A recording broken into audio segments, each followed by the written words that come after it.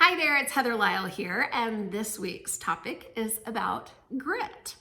I had the pleasure of sitting at the DMV here in Texas last week, and before you ask how long my wait was, I'll just say that there are 5 hours of my life that I will never ever get back, but hey, that's neither here nor there. I've got a much better story to tell you today. At the DMV, I met the most incredible lady. She asked to sit next to me and we just struck up a conversation. I could tell from her accent that she likely was not from the United States of America. And so I teasingly asked her, I was just like, so where are you from? Because obviously you're probably not from around here. And she just kind of grinned and laughed, and she became a game of trying to guess where she's from. And I guessed that she was probably from Eastern Europe, Poland or Ukraine. And actually I guessed right. She was from Ukraine. She was older, and come to find out she was a refugee from Nazi Germany, and her story was absolutely captivating. I'll spare a lot of the details for you, but she told me stories about the Nazis coming and taking her father away and how she never saw him again, the fear, the trauma, so many things that just made my heart skip a beat. But something that really struck me was while she was living with her mom at a Nazi prison camp, she was 7 at the time, she said that she was determined to learn languages and do whatever she could to get out and to save her own life. She spent 4 years at this camp, and when the war was over, the prisoners were released, and she was finally able to go to school. Her family had fled Germany at the time, and where they were living, of course, school cost money, and they were destitute. And she only had one set of clothes that she was wearing, but she made it work, and she got to school. And she was 11 at the time.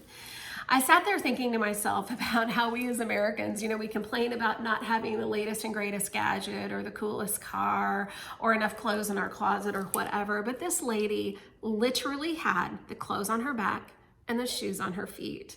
That was it. I'll fast forward her story a little bit. She was able to immigrate to America, got married to an American soldier, had a family, went to college, and the rest is history, so to speak.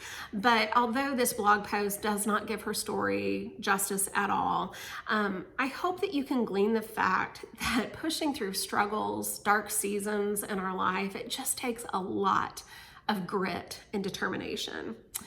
I was reading an excerpt from Angela Duckworth's book, Grit, and she describes grit as a special blend of passion and persistence.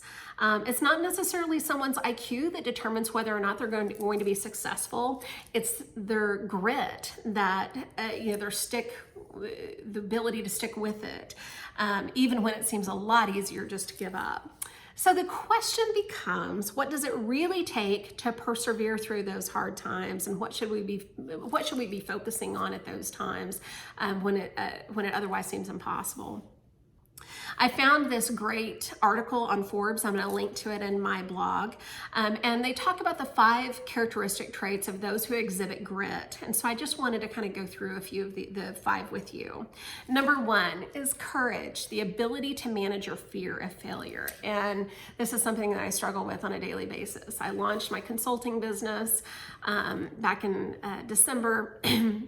And just the sheer, oh my gosh, am I smart enough to do this? Am I talented enough to do this?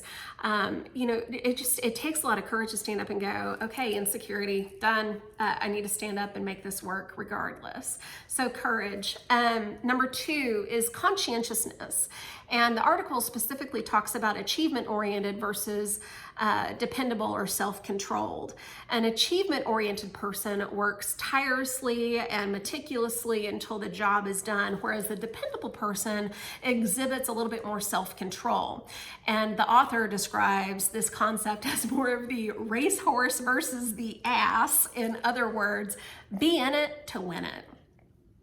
Number 3, long-term goals and endurance. Follow through. In other words, practice must have purpose. The author referenced how both Malcolm Gladwell and Angela Duckworth studied all the business greats, Steve Jobs, Bill Gates, and so on and so forth. And the one thing that these people had in common were big, huge, audacious goals and lots and lots and lots of practice. So thought that was interesting as well. Number 4 is resilience, optimism, confidence, and creativity. And I kind of love this one. This really resonated with me in particular. Failure is inevitable in this lifetime, right? But in order to be successful, you got to get back up, shake yourself off, and just do it all over again. You know, as I was thinking of my friend that I met at the DMV, she was up against all odds. All odds. She was in a prison camp, for goodness sakes. Her resilience, her optimism, her just sheer determination to make it through is something that, you know, I will never experience the level of resilience that this lady did. Number 5, excellence versus perfection. This is another great one. The author describes perfection as someone else's perception of an ideal. Excellence is an attitude, not an end game. That's a tweetable. Not much else to add to that one, right? I think my new friend at the DMV exhibited all 5 of these characteristic traits. She got me thinking about my own life and the seasons that I've been through and what I had to do to get through it.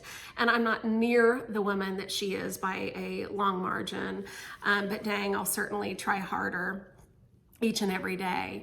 I'll end by giving you this one quote that I just love. St. Francis of Assisi once said, "Start by doing what is necessary, then do what is possible, and suddenly you are doing the impossible."